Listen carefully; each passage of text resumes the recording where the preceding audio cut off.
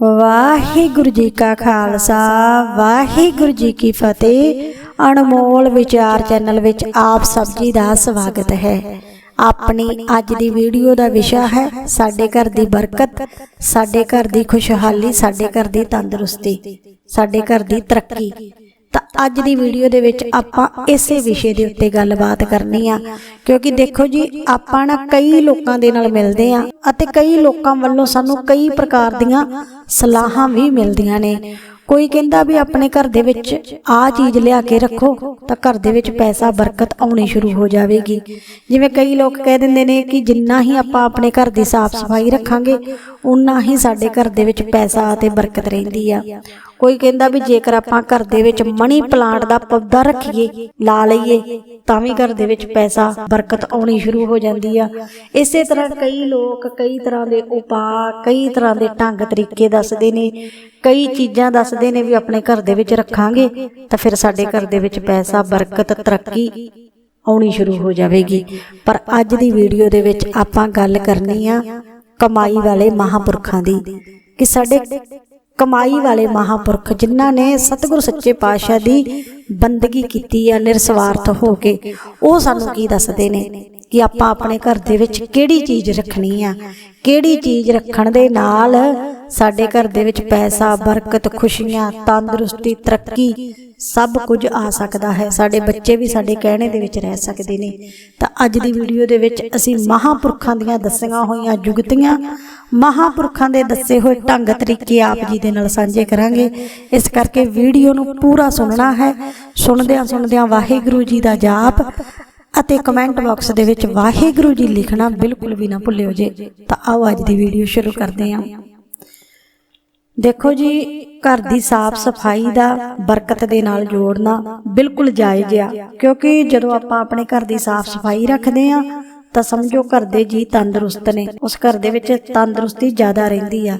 अते जिहड़ा मनुख तंदुरुस्त आ चुस्ती फुर्ती दे विच आ वो अपने सारे ही कम्मां कारां नूं सही तरीके दे नाल सही समय ते कर लैंदा है। इस करके साडे घर दी साडी रसोई दी खास करके साफ सफाई होनी बहुत जरूरी आ। ये गल तां वखरी आ, पर साडे महापुरख जी कहंदे ने जिस घर दे विच घर दे जी मालक दा शुकराना करदे ने ना उस घर दे विच हमेशा बरकतां रहिंदियां ने। रिजक धन दौलत आप खिच्चे तुरे आउंदे ने, क्योंकि शुकराने दे विच बहुत ताकत आ। तो इस करके पहला काम आपां नेम दे नाल शुकराना करना है। रोटी खाण वेले शुकराना, भैणां बीबियां ने रोटी पकाउण वेले शुकराना, अते खास ध्यान रखना जदों ही सवेरे आपां अमृत वेले उठदे आ पहला कदम अपनी रसोई दे विच रखदे आ ना उदों भी मालक दा शुकराना करना है। अते रात नूं सौण लग्गिआं भी मालक दा शुकराना करना कि सतगुर सच्चे पातशाह जी आप जी दी किरपा दे नाल 2 वक्त दी रोटी मिल रही आ। आप जी इसे तरह ही किरपा बनाई रखनी, क्योंकि सतगुर सच्चे पातशाह जी आप जी दी किरपा दे नाल ही असीं रोजी रोटी कमा रहे आ अते आप जी दी किरपा दे नाल ही पचा रहे आ। क्योंकि कई मनुखां दे कोल धन दौलत बहुत आ, उन्हां दे अगे शक्ति प्रकार दे भोजन पए हुंदे ने पर उन्हां नूं खाण दा हुक्म नहीं। तो जेकर सानूं 2 वक्त दी रोटी मिल रही आ असीं खा रहे आ, खाधा होया भोजन सानूं पच रहा है ना, तो फिर मालक दा शुकराना करना है। इसलिए अपनी रसोई दे विच भैणां जदों भी कोई चीज़ बनाउंदियां ने एक शब्द ही कह दिया करो कि तू दाता दातार तेरा दिता खावना। ਇਹਦੇ ਨਾਲ ही बरकतां आउणियां शुरू हो जांदियां ने। अते उस तो बाद दूसरी जुगत महापुरख जी दसदे ने। महापुरख जी कहंदे जिस घर दे जी अमृत वेले दे विच उठदे ने, घर दा कोई एक जी भी अमृत वेले उठदा होवे, अमृत वेला नेम दे नाल संभालदा होवे, भाव कि रोज़ रोज़ उठना, ये नहीं कि एक दिन उठ लिया 4 दिन फिर छुट्टी नहीं, रोज़ रोज़ अमृत वेले उठना अते उठदिआं सार मालक दा नाम जपना।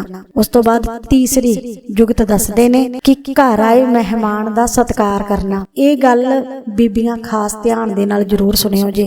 महापुरख जी वार-वार सानूं इत्थे ये गल समझाउंदे ने कि जिस घर दे विच घर आए मेहमान दा सत्कार हुंदा है, ओदी मन ला के सेवा कीती जांदी है ना, उस घर दीआं बरकतां उस घर दे खजाने हमेशा ही भरपूर रहिंदे ने।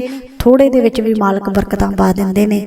ਪਰ ਜੇਕਰ ਅਸੀਂ ਘਰ ਆਏ ਜੀ ਨੂੰ ਦੇਖ ਕੇ ਮੱਥੇ ਵੱਟ ਪਾਉਣੇ ਆ, ਫਿਰ ਭਾਵੇਂ ਅਸੀਂ ਉਹਦੇ ਅੱਗੇ 36 ਪ੍ਰਕਾਰ ਦੇ ਭੋਜਨ ਲਿਆ ਕੇ ਕਿਉਂ ਨਾ ਰੱਖ ਦਈਏ, ਪਰ ਜੇ ਸਾਡੇ ਅੰਦਰ ਨੀਅਤ ਸਾਫ਼ ਨਹੀਂ ਆ, ਸਾਡੇ ਮਨ ਦੇ ਵਿੱਚ ਉਹਦੇ ਪ੍ਰਤੀ ਕੋਈ ਮਾੜੀ ਭਾਵਨਾ ਚੱਲ ਰਹੀ ਆ, ਤਾਂ ਫਿਰ ਉਹ ਭੋਜਨ ਛਕਾਏ ਦਾ ਵੀ ਕੋਈ ਲਾਭ ਨਹੀਂ ਹੋਣਾ। ਪਰ ਜੇਕਰ ਸਾਡੇ ਮਨ ਅੰਦਰੋਂ ਉਹ ਮਹਿਮਾਨ ਨੂੰ, ਉਸ ਜੀ ਨੂੰ ਦੇਖ ਕੇ ਖੁਸ਼ੀ ਆ ਨਾ, ਤਾਂ ਫਿਰ ਅਸੀਂ ਰੁੱਖੀ ਸੁੱਖੀ ਰੋਟੀ ਵੀ ਉਹਨੂੰ ਖਵਾ ਦੇਵਾਂਗੇ ਨਾ, ਉਹਦਾ ਵੀ ਫਲ ਸਾਨੂੰ ਕਿਤੇ ਦੁੱਗਣਾ ਚੌਗਣਾ ਮਿਲ ਜਾਣਾ ਹੈ। ਤਾਂ ਘਰ ਆਏ ਕਿਸੇ ਵੀ ਜੀ ਦਾ ਕਦੇ ਵੀ ਭੇਦਭਾਵ ਨਹੀਂ ਕਰਨਾ ਕਿ ਇਹ ਅਮੀਰ ਬੰਦਾ ਆਇਆ ਏ ਤੇ ਇਹਦੀ ਆਪਾਂ ਸੇਵਾ ਜ਼ਿਆਦਾ ਕਰਨੀ ਆ, ਇਹ ਕੋਈ ਥੋੜਾ ਪੈਸੇ ਪੱਖੋਂ ਤੰਗ ਆ, ਗਰੀਬ ਆ, ਤੇ ਇਹਦੀ ਸੇਵਾ ਘੱਟ ਕਰਨੀ ਆ ਨਾ। ਘਰ ਆਏ ਜੀ ਦਾ ਆਦਰ ਸਤਿਕਾਰ ਬਰਾਬਰ ਹੋਣਾ ਚਾਹੀਦਾ ਹੈ। ਤਾਂ ਫਿਰ ਦੇਖਣਾ ਇਹਨਾਂ ਕਮੀਆਂ ਸਾਡੇ ਵਿੱਚ ਆ, ਸਾਡੇ ਮਨ ਦੇ ਵਿੱਚ ਨਾ ਬਹੁਤ ਕੁਝ ਚੱਲਦਾ ਰਹਿੰਦਾ ਹੈ। ਸਾਡੇ ਮਨ ਦੇ ਅੰਦਰ ਇੰਨੀਆਂ ਕੁ ਚੁਸਤ ਚਲਾਕੀਆਂ ਭਰੀਆਂ ਨੇ, ਇੰਨੀ ਕੁ ਖੋਟ ਭਰੀ ਆ ਨਾ, ਇਹ ਹਰ ਚੀਜ਼ ਨੂੰ ਪੈਸੇ ਦੇ ਨਾਲ ਤੋਲ ਕੇ ਦੇਖਦਾ ਹੈ। ਪਰ ਜਿਸ ਦਿਨ ਵੀ ਆਪਾਂ ਹਰ ਇੱਕ ਚੀਜ਼ ਨੂੰ ਪੈਸੇ ਦੇ ਨਾਲ ਤੋਲਣਾ ਛੱਡ ਕੇ ਇਨਸਾਨੀਅਤ ਦੇ ਨਾਲ ਤੋਲਣ ਲੱਗ ਗਏ, ਸਤਿਗੁਰ ਸੱਚੇ ਪਾਤਸ਼ਾਹ ਦੇ ਦੱਸੇ ਹੋਏ ਮਾਰਗ ਤੇ ਚੱਲਣਾ ਸ਼ੁਰੂ ਕਰ ਦਿੱਤਾ ਨਾ, ਵੀ ਮਨ ਅੰਦਰੋਂ ਭੇਦ ਭਾਵ ਖਤਮ ਕਰ ਦਿੱਤਾ, ਸਭ ਕੁਝ ਠੀਕ ਹੋਣਾ ਸ਼ੁਰੂ ਹੋ ਜਾਣਾ ਹੈ। ਤਾਂ ਘਰ ਆਏ ਜੀ ਦਾ ਸਤਿਕਾਰ ਕਰਨਾ ਹੈ। ਅਤੇ ਖਾਸ ਕਰਕੇ ਜੇਕਰ ਕੋਈ ਵੀ ਜੀ ਸਾਡੇ ਘਰ ਦੇ ਵਿੱਚ ਕੋਈ ਆਸ ਰੱਖ ਕੇ ਆਇਆ ਹੈ, ਕਿਉਂਕਿ ਦੇਖੋ ਜੀ, ਜਦੋਂ ਵੀ ਕੋਈ ਮਨੁੱਖ ਸਾਡੇ ਕੋਲੋਂ ਕੋਈ ਚੀਜ਼ ਮੰਗਣ ਆਉਂਦਾ ਹੈ ਨਾ, ਤਾਂ ਉਹਦੇ ਮਨ ਦੇ ਵਿੱਚ ਇੱਕ ਸਾਡੇ ਪ੍ਰਤੀ ਆਸ ਹੁੰਦੀ ਆ ਕਿ ਹਾਂ, ਅੱਜ ਮੇਰੇ ਤੇ ਔਖਾ ਟਾਈਮ ਆਇਆ ਹੈ, ਮੈਨੂੰ ਇਸ ਚੀਜ਼ ਦੀ ਲੋੜ ਆ, ਤੇ ਮੇਰੀ ਇਹ ਲੋੜ, ਮੇਰੀ ਇਹ ਗਰਜ ਉਹ ਫਲਾਣਾ ਮਨੁੱਖ ਪੂਰੀ ਕਰ ਸਕਦਾ ਹੈ।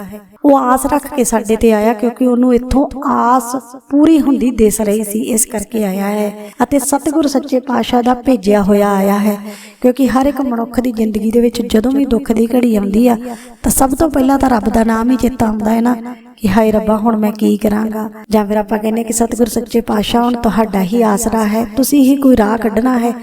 ਤੇ ਫਿਰ ਕਈ ਵਾਰ ਸਤਿਗੁਰ ਸੱਚੇ ਪਾਤਸ਼ਾਹ ਹੀ ਕਿਸੇ ਮਨੁੱਖ ਦਾ ਨਾਮ ਸਾਡੇ ਦਿਮਾਗ ਦੇ ਵਿੱਚ ਫਿੱਟ ਕਰ ਦਿੰਦੇ ਨੇ ਕਿ ਅਸੀਂ ਘਰ ਤੋਂ ਚੱਲੇ ਕਿਸੇ ਹੋਰ ਪਾਸੇ ਹੁੰਨੇ ਆ, ਪਰ ਕਦਮ ਦੂਜੇ ਪਾਸੇ ਤੁਰ ਪੈਂਦੇ ਨੇ। ਉਹ ਕਿਉਂ ਹੁੰਦਾ?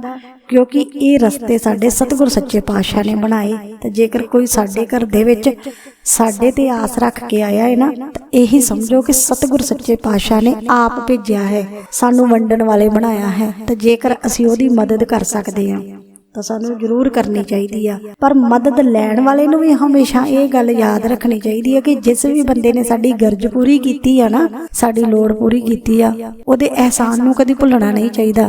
ਕਿਉਂਕਿ ਅੱਜ ਬਹੁਤੇ ਲੋਕਾਂ ਦੀ ਮਨ ਦੀ ਜਿਹੜੀ ਚੁਸਤ ਚਲਾਕੀ ਆ, ਠੱਗੀ ਠੋਰੀ ਆ ਨਾ, ਇਸੇ ਨੇ ਹੀ ਭਲਾ ਕਰਨੋਂ ਹਟਾ ਦਿੱਤਾ ਹੈ। ਮਦਦ ਕਰਨ ਵਾਲੇ ਦੀ ਵੀ ਨੀਅਤ ਸਾਫ਼ ਹੋਵੇ ਅਤੇ ਮਦਦ ਲੈਣ ਗਏ ਦੀ ਵੀ ਨੀਅਤ ਸਾਫ਼ ਹੋਵੇ ਨਾ, ਤਾਂ ਦੋਵਾਂ ਦਾ ਹੀ ਭਲਾ ਹੋਵੇਗਾ। ਤਾਂ ਇਸ ਕਰਕੇ ਘਰ ਦੇ ਭੰਡਾਰੇ ਭਾਵੇਂ ਧਨ ਦੇ ਨੇ, ਭਾਵੇਂ ਅੰਨ ਦੇ ਨੇ, ਜੇ ਮਾਲਕ ਨੇ ਭਰੇ ਆ ਨਾ, ਤਾਂ ਉਹਨਾਂ ਦੇ ਵਿੱਚੋਂ ਵੰਡਦੇ ਰਹਿਣਾ ਹੈ, ਵੰਡ ਕੇ ਛਕਣਾ ਹੈ, ਉਹਨੇ ਹੀ ਉਹ ਭਰਦੇ ਜਾਣਗੇ। ਅਤੇ ਉਸ ਤੋਂ ਬਾਅਦ ਜੋ ਸਾਡੇ ਗੁਰੂ ਨਾਨਕ ਪਾਤਸ਼ਾਹ ਜੀ ਨੇ ਸਾਨੂੰ ਵਾਰ-ਵਾਰ ਸਮਝਾਈ ਆ, ਸਤਿਗੁਰ ਸੱਚੇ ਪਾਤਸ਼ਾਹ ਕਹਿੰਦੇ ਕਿ ਮਨੁੱਖਾ ਦੱਬ ਕੇ ਵਾਹ ਅਤੇ ਰੱਜ ਕੇ ਖਾ। ਭਾਵ ਕਿ ਸਾਨੂੰ ਹੱਥੀਂ ਕਿਰਤ ਕਰਨ ਦੇ ਲਈ ਕਿਹਾ ਹੈ, ਹੱਥੀਂ ਮਿਹਨਤ ਕਰਨ ਦੇ ਲਈ ਕਿਹਾ ਹੈ। ਅਤੇ ਜਿਸ ਘਰ ਦੇ ਜੀ ਉਦਮੀ ਨੇ, ਮਿਹਨਤੀ ਨੇ, ਉਸ ਘਰ ਦੇ ਵਿੱਚ ਕਦੇ ਵੀ ਗਰੀਬੀ ਨਹੀਂ ਆਉਂਦੀ, ਉਸ ਘਰ ਦੇ ਉੱਤੇ ਕਦੇ ਵੀ ਕੋਈ ਮਾੜਾ ਸਮਾਂ ਨਹੀਂ ਆ ਸਕਦਾ, ਖਾਸ ਕਰਕੇ ਧਨ ਪੱਖੋਂ।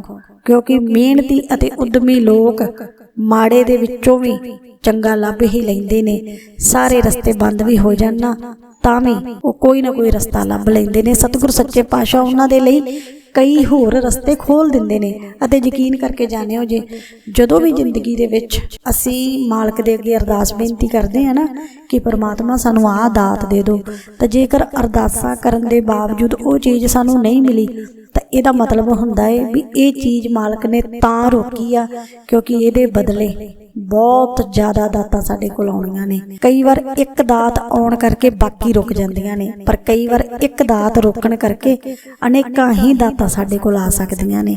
ਤੇ ਇਸ ਲਈ ਮਾਲਕ ਦੇ ਸ਼ੁਕਰਾਨੇ ਦੇ ਵਿੱਚ ਰਹਿਣਾ ਹੈ, ਮਾਲਕ ਦੇ ਭਾਣੇ ਦੇ ਵਿੱਚ ਰਹਿਣਾ ਹੈ, ਅੰਮ੍ਰਿਤ ਵੇਲੇ ਉੱਠਣਾ ਹੈ, ਮਾਲਕ ਦਾ ਸ਼ੁਕਰਾਨਾ ਕਰਨਾ ਹੈ, ਘਰ ਆਏ ਜੀ ਦਾ ਸਤਿਕਾਰ ਕਰਨਾ ਹੈ, ਘਰ ਆਏ ਜੀ ਦੀ ਸੇਵਾ ਕਰਨੀ ਹੈ ਜਿੰਨੀ ਵੀ ਆਪਾਂ ਕਰ ਸਕਦੇ ਹਾਂ। ਜੇਕਰ ਕੋਈ ਸਾਡੇ ਤੇ ਆਸ ਰੱਖ ਕੇ ਆਇਆ ਹੈ ਤਾਂ ਉਹਦੀ ਧਨ ਜਾਂ ਅੰਨ ਦੇ ਨਾਲ ਅਸੀਂ ਮਦਦ ਕਰਨੀ ਹੈ, ਜੇ ਸਾਨੂੰ ਮਾਲਕ ਨੇ ਕਰਨ ਦੇ ਯੋਗ ਬਣਾਇਆ ਹੈ, ਅਤੇ ਰੱਜ ਕੇ ਮਿਹਨਤ ਕਰਨੀ ਆ। ਤਾਂ ਦੇਖਣਾ, ਜੇਕਰ ਸਾਡੇ ਘਰ ਦੇ ਵਿੱਚ ਇਹ ਚੀਜ਼ਾਂ ਆ ਗਈਆਂ ਨਾ, ਤਾਂ ਸਾਡੇ ਘਰ ਦੀ ਤਰੱਕੀ ਬਰਕਤ ਨੂੰ ਕੋਈ ਰੋਕਿਆ ਵੀ ਰੋਕ ਨਹੀਂ ਸਕਦਾ।